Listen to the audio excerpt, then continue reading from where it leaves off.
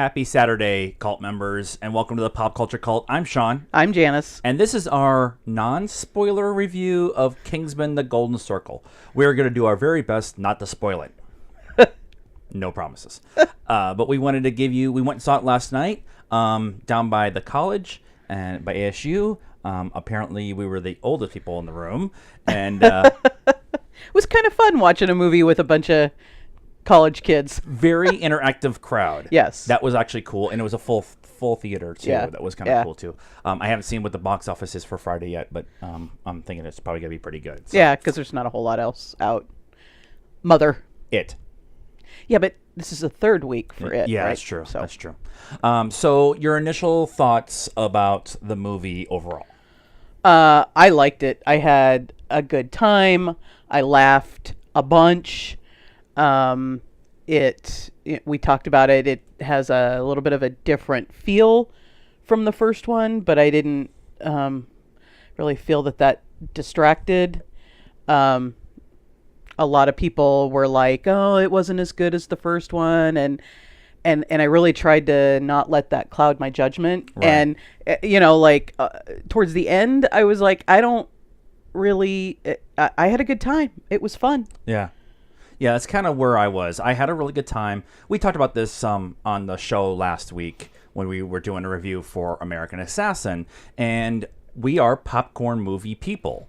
We want to go and disconnect from all the bull that's going on in the world right now, and that our escape is movies. And so a movie like this is very much escapism. I escaped for 2 hours. Yep. And, there were some things that I felt kind of missed, but overall I had a really good time, and we're gonna buy it on DVD, and and we'll watch the shit out of it, and yeah, overall I had a really good time. But I think it's maybe a step back from the first one. The first one is so good and so much fun that living up to those expectations were just going to be really hard, at least for me. I think that we talked about this in our last episode.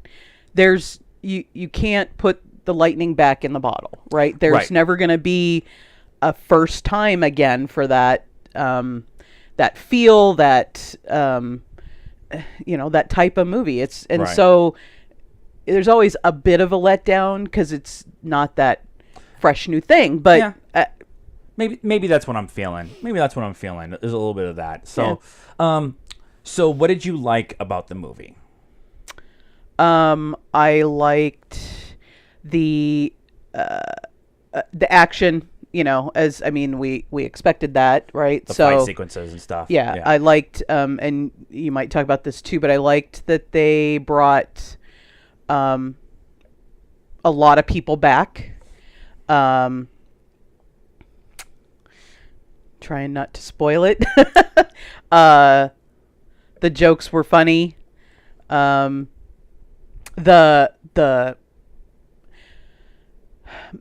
melding between scenes was really cool. Yeah. In a couple of them, they kind of faded out of one and into another. That was cool. Dissolved into the Dissolved. others. There you go. Yeah. Like she said, I like the fight scenes. I like the fight choreography in this universe. Yeah. And I like the way it's shot, where it's panning and moving. The camera's panning and moving and everything around. Some people have complained that they get a little lost with that, or they get a little sick with the movement and stuff. But I like it. It's a different way of filming the action sequences within this movie. I did like that they brought a lot of the main characters, or a lot of the secondary characters, back from the previous one. Right. And one of the things I talked about in my trailer review was we're getting a call. Who is that? I don't know. Okay. Timing. One of the things I actually was worried about was how they were going to explain Colin Firth. It's not a spoiler. He's on the frickin' poster in the trailer, so it's not a spoiler. And I was really concerned on how they were going to explain how he's alive.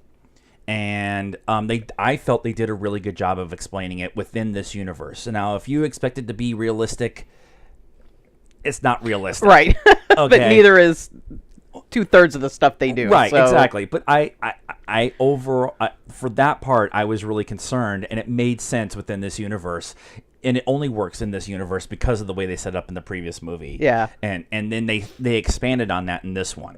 And there's a lot more robotic pieces. You know, it's, one of the guys has got a robotic arm that flings out, the hand flings out. They showed that in the trailer. And so it's that kind of universe kind of stuff that I really appreciated. Yeah. And it made sense within the scope of everything. Yeah. And the other thing I really liked too was just the wittiness of the English characters and the simpleness. That's not the right word, but I can't think of the American characters. Yeah. The English characters were very prim and very prim and proper. Yeah. And whatever. And then they get to the States, and you have Jeff Bridges and Channing Tatum and Pedro Pascal and all them, and they're very kind of aw shucks kind of guys, but they're badasses. And they kind of took those stereotypes and amplified them just a little bit. Not so much that you're like, hey, I think I might be offended by that, but just enough. Yeah, and I thought that was kind of a nice little touch. It just made it simple. Now, what was a couple of the things that you didn't like? Because I have a couple. You want me to go first? I didn't. No, it's fine. I didn't. Other people have talked about this, so I don't think it's a spoiler. Channing Tatum's not in it a whole lot. Yeah. And that a couple people have talked about that. Like some of the things you see in the trailers, you're expecting there to be more of that, and there wasn't. I'm not like, oh my God, Channing Tatum, but you kind of felt Jeff Bridges. Sorry. you kind of felt like they were supposed to be in it a little bit more than they were. Halle Berry was in it more than Jeff Bridges. She was. Yeah. There was a scene, and I can't talk about the scene because that'll be a spoiler. That finger condom. Let's just say that. I thought maybe went a little far. I was a little like, I might be a little uncomfortable with this, and that was one of the fades. Like yeah. I understand what she's saying. That scene was. That's probably one of the scenes where I was like, I understand what they were trying to do. Yeah. I think the execution of it. I think it would have been cooler to do it like panning away from the shot instead of zooming in on the scene. Anyways, a couple of the things that I had issue with was I felt there was times when there was a lull in the action that it slowed down too much. And there's a couple of scenes where, for character development reasons, you need to slow down and kind of have a moment of reflection or whatever it was. And allow the audience to breathe. Yeah, and I think those scenes were well done, but maybe were a little slower than I wanted for the pace of this movie. Okay. It's nitpicky, but when I go into a movie like this that's kind of over-the-top ridiculousness and everything, including Julianne Moore's character, who I thought was really well done, I want that pace to stay at a certain level, and even at the slow parts need to stay fast. Yeah. And I think that there was a couple times where that pacing kind of went away. There was a little bit of CGI issues, I think, in that first scene. Yeah. They were better later on. But that first opening fight sequence, there was a couple of times where people have complained about it enough now, not this movie, but in general when it comes to CGI effects in movies. Now I'm paying attention to it, and now I'm not specifically looking for it, but when I see it in the back of my brain, I'm like, oh, okay, that's what they're talking about. Well, and it's really rough for the way that Matthew Vaughn portrays his fight scenes, or at least in this movie or these movies, is he slows the action way down. And so then instead of it all being blurry and kind of whizzing by you actually get to see stuff. You see it, and yeah. And sometimes that when not fully finished, I won't say it's not fully finished CGI, but just the way that some of that fight sequence was actually done, I happened to catch it. I think we're getting spoiled with our CGI. as an audience, we're ready for CGI to take that next step. We got it. We figured this one out, and it needs to take that next step. And I don't know what they're gonna need to pour more money. I don't know. I don't know what they're gonna need to do. There was one other thing within the confines of this movie that I wish they would have done more of, and that is explaining the Kingsman or the Statesman a little better.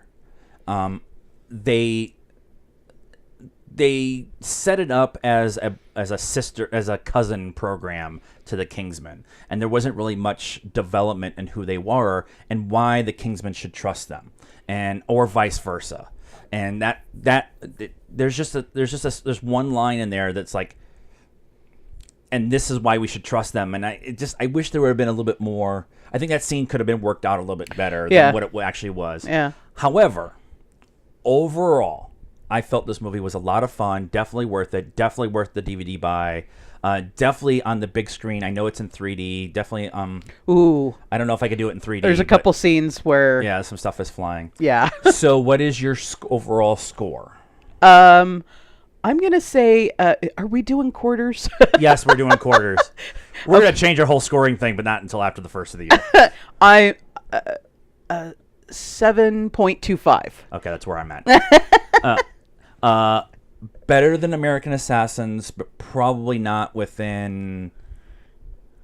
If we're gonna use the scope of the season of the year or whatever, it's not Dunkirk, Baby Driver, Guardians. It might be in my top 10. Definitely not in my top 5. Right. And I still think it was better. Okay. So if we're gonna put, it's probably right in that. It's below it kind of thing. The more I go away from it, the higher it goes on my thing. But it's in that 10. It's in that 8 to 12 range for me right now for the year. But we still have a whole bunch of other movies that come out. We do. And Last Jedi. Right. Any last thoughts? Nope. All right. Oh yes, Pedro Pascal to play Burt Reynolds in a remake of Smokey and the Bandit. Yes, that needs to happen. That has to happen. Just there's a picture, a meme going around on Facebook and Twitter with Burt Reynolds from Smokey and the Bandit and Pedro Pascal next to each other. Brothers, not twins, but brothers. Yes. And they definitely. I've been wanting a Smokey and the Bandit and a Cannonball Run remakes. If they're gonna remake everything, just fucking do those. Yeah. I will do a video on my Cannonball Run cast at some point in time in my life. All right. So that's our thoughts on Kingsman: The Golden Circle. What was the name of the movie? And telling everybody, please go see it. Also, please like and comment on this video. Tell us what you thought of Kingsman. Maybe there was something that we missed, or maybe we didn't fully understand in the movie. I don't know what we missed that we didn't understand. It was fun. But please like, comment, and subscribe to the YouTube channel. You can also find us on Facebook. We're at the Pop Culture Cult. We're Pop Culture Cult 1 on Instagram. And we're at Pop_Cult 1 on Twitter, because Twitter's weird and you can't make it easy. We're also on the Stardust app at PopCultureCult. Download the app. Follow us first, and then read and react to everything you're watching. Now it's college football time. And until next time, good morning now.